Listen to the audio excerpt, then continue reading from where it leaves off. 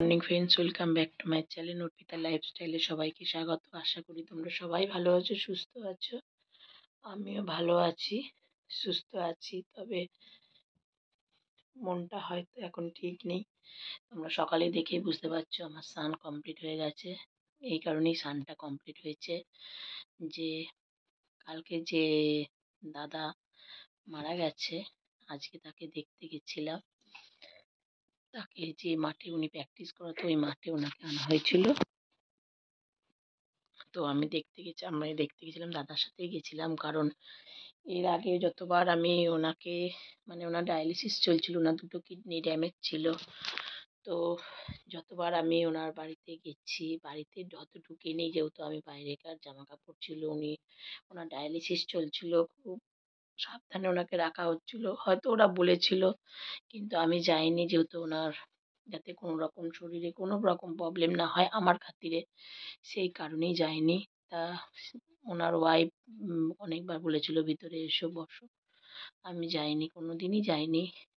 উনি লাস্টবার আমার সঙ্গে ওনার যখন লাস্ট দেখা হয়েছিল, তখন আমাকে উনি বাড়িতেই ছিল, তো বেরিয়ে এসেছিল দেখতে। আমরা গেছিলাম দেখতে উনি কেমন আছে, জানতে গেছিলাম। তখন দেখলাম উনি নিজেই এসে দরজা খুলেছে, বললো ভালো আছি, এই দুদিন আগে এসেছি। তো সেই আমার লাস্ট দেখা। তা বললো ভেতরে আসো। বললাম না দাদা, ভিতরে যাবো না, আপনি ভালো থাকবেন, আপনাকে সুস্থ হতে হবে। বলছে আর ভালো হয় যে না, আপনাকে তো সুস্থ হতে হবে, আপনার মেয়ে আছে। কিন্তু আমি কোনোদিনই ওনার ঘরে যাইনি, কিন্তু ওনার সাথে ওনাকে দেখা করার জন্য এই কারণেই বারবার ছুটে গেছি। কারণ আহ, ওনার মেয়ে আর বউ দুজনেই আছে। মেয়েটা অনেকটাই বড় বড়, কিন্তু হয়তো আমার থেকে একটু এই যে ছোট, আমার থেকে ছোট হবে, কিন্তু আমার থেকে ছোট হবে না, আমার থেকে ছোট কিন্তু বড়। কিন্তু একটা সময় নিজেকে ওই জায়গাটায় দাঁড় করিয়ে ভাবি যে একটা সময় এই দিনটা আমারও গেছে। হয়তো ওর থেকে আরো কম বয়সে আমি আমার বাবাকে হারিয়েছি, কিন্তু বাবা মা লাইফের যে কি, এইটুকুনি আমি অন্তত খুব ভালো করে বুঝি, রিয়েলাইজ করি, আর এখনো সেটা করছি। আমি জানি বাবা মার লাইফের কত বড় একটা পার্ট। সেইখান থেকে যদি একটা পার্ট, মানে একটা পার্টের কোনো নাট খুলে যায় না, আর সেটা লাগে না। অনেকেই মুভ অন করে, যেমন আমি পারিনি আজ পর্যন্ত মুভ অন করতে। তো চেষ্টা করি করার, কিন্তু আজ পর্যন্ত পারিনি। যখনই কারোর কি এরকম কোনো সিচুয়েশন হয়, তখনই সেই জায়গাতে আমি নিজেকে ফেলে ভাবি যে এই জায়গাটা একদিন হয়তো আমারও এসছিল। তো গেছিলাম, ওনাকে মাঠে নিয়ে আসা হলো, সংবর্ধনা দিল, মানে ফুলমালা সবাই দিল। মাঠের একটা বাচ্চা, উনি তো যেহেতু প্র্যাকটিস করাতো ফুটবল, এত কাঁদছে একটা ছোট বাচ্চা, যে এত কাঁদতে পারে, সে কি রিয়েলাইজ করছে আমি জানি না, কিন্তু সে যে এত কাঁদছে, হাউ হাউ করে কাঁদছে। বাচ্চাটা 6-7 বছরের হবে। তার মানে সে নিশ্চয়ই ভাবছে যে আজকে ওর জায়গাটা কি হবে, কি করবে, এরপর কি এইভাবে প্র্যাকটিস করে সত্যি বড় হতে পারবে কিনা। এটা হয়তো রিয়েলাইজ করে দেখছি। সবারই মনটা খারাপ, কিন্তু এই দুটো বাচ্চা প্রচন্ড কাঁদছে, তার মধ্যে একটা খুব কাঁদছিল। তো এই সিচুয়েশন সবার জীবনেই আসে, আমি জানি সবার জীবনেই আসে কারোর, কিন্তু আমার উম,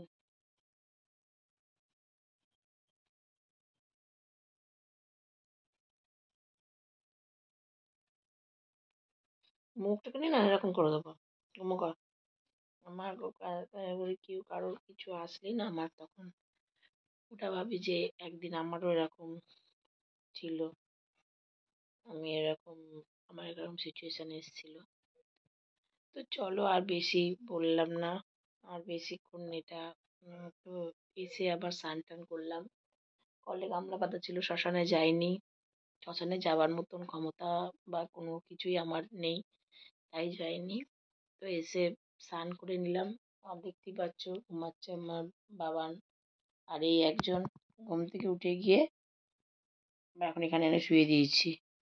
খুব জ্বালায়, ও খুব পচামে হয়েছে, পতামে পতামে পতামে হয়েছে। আবার হাসে।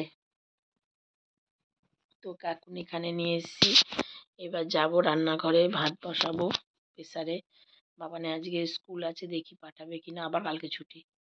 তো আজকে যাবে কিনা, কারণ এরপর আবার বিয়ে বাড়ি লাগছে, তো আজকে যাবে কিনা দেখি।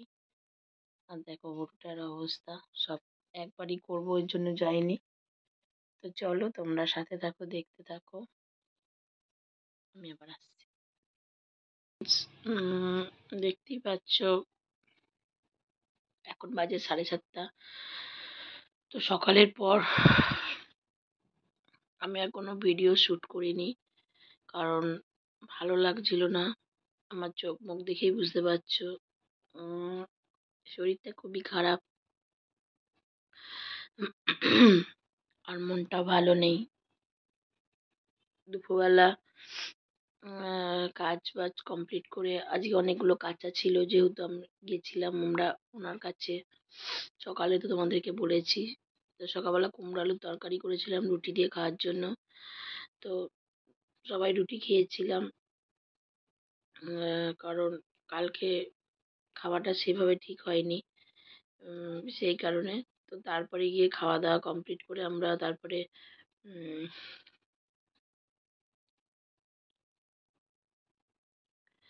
খাওয়া দাওয়া কমপ্লিট করে গিয়ে তারপর তো কাজগুলো কমপ্লিট করেছিলাম। ঘুম খুব ছিল চোখে, কারণ ভোরবেলা উঠেছিলাম, অনেক ভোরে উঠেছি, 5টা 27-এ। আর জানি না কেউ বিশ্বাস করবে কিনা, আমি কিন্তু ওনার স্বপ্ন দেখেই উঠেছি যে ওনাকে এরকম নিয়ে আসা হয়েছে। তো আমি ভাবলাম কি লেট হয়ে গেছে, উঠে গিয়ে দাদাকে ডাকি যে যাবে না তুমি? তা দাদা বললো হ্যাঁ যাবো। তাহলে আমি যে তাহলে চলো, আমিও তাহলে তোমার সাথে যাবো। তখন বললো ঠিক আছে। তা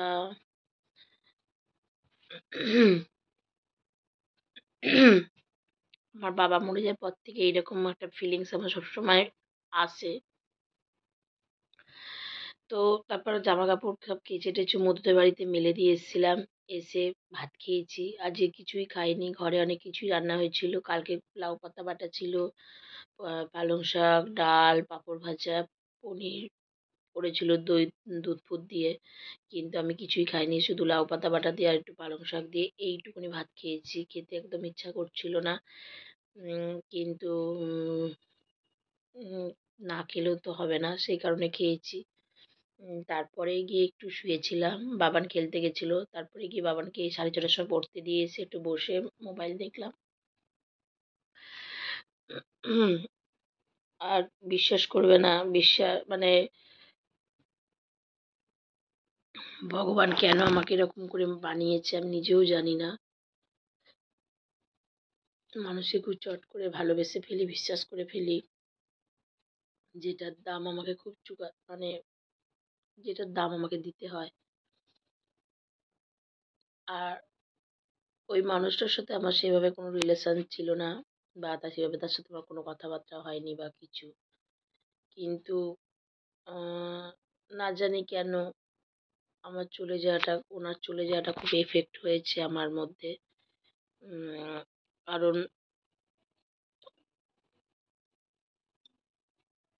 জানি না কেন, কারণটাও জানি না আমি কেন, কিন্তু কারোর চলে যাওয়াটা আমি ঠিক মেনে নিতে পারি না, মন থেকে আজও মেনে নিতে পারি না। যখন কেউ চলে যায় তখন নিজেকে তার ফ্যামিলির জায়গায় রেখে আমি বিচার করি যে এইরকম দিন আমারও একদিন এসেছিল, আমার এই পরিস্থিতি, এখন আমাকে চলতে হয় সেইভাবে। তো কিছু কিছু মানুষ দূরে, আত্মীয় না হলেও, আপন না হয়েও যে কিভাবে আপন হয়ে যায়, বা তার কষ্টগুলো কিভাবে আপন হয়ে যায়, সেটা সত্যি বোঝা যায় না। তো আমারও সেই অবস্থা হয়েছে, আমার চোখগুলো দেখে বা আমার মুখ দেখে বুঝতে পারছো। আজকে একদমই ইচ্ছা ছিল না কোনো ভিডিও শ্যুট করি, কিন্তু ভিডিওগুলো তো করতে হবে। তারপরে হচ্ছে একটা প্রবলেম দেখলাম, আমি ভিডিওগুলো পোস্ট করে, একটা কালকের ভিডিওটা আমি আজকে পোস্ট করছিলাম, কিছুতে পোস্ট হচ্ছিল না। আপলোড হলো ভিডিও, তারপরে গিয়ে কিছুতে আসছিল না। অনেকক্ষণ পর রিস্টার্ট করে ফোন আবার ঠিক করি, জানি না কি প্রবলেম, কেন এরকম হচ্ছে। তোমরা যদি কিছু কেউ জেনে থাকো অবশ্যই কমেন্টের মাধ্যমে জানিও। কেন এরকম হলো জানি না, এই ফার্স্ট হলো। প্রথমে ভিডিওটা পোস্ট করেছিলাম আজ সকালবেলা, রাস্তায় দাঁড়িয়েই পোস্ট করেছিলাম। যখন ওখানে গিয়েছিলাম তখন ওনাকে আনা হয়নি। তো দেখলাম ভিডিওটা, যারা দেখেছে তারা কমেন্টে বললো কি ভিডিওটার মানে সাউন্ড আসছে কিন্তু কোনো ছবি আসছে না, দেখা যাচ্ছে না ভিডিও। তারপরে আমি আবার নতুন করে পোস্ট করি ভিডিও, তো তখনই পোস্টটা হচ্ছিল না, কেন জানি না। পরে দেখলাম হয়েছে। তো চলো তোমরা সাথে থাকো, দেখতে থাকো।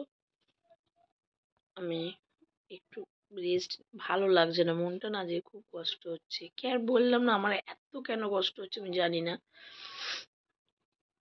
আর এটা বলে না, আমার কোনো কিছু সিরিয়াল বা সিনেমা এরকম দেখলেও আমার না খুব কষ্ট লাগে। সবসময় নিজেকে তাদের জায়গায় ফেলে কেন আমি বিচার করি আমি কিচ্ছু জানি না। তুমি আজকে বাবানকে এই একটা কথাই বললাম, বাবান বাবান আমাকে বলছিল তুমি আমার থেকে এরকম কোনদিন চলে যাবে না তো।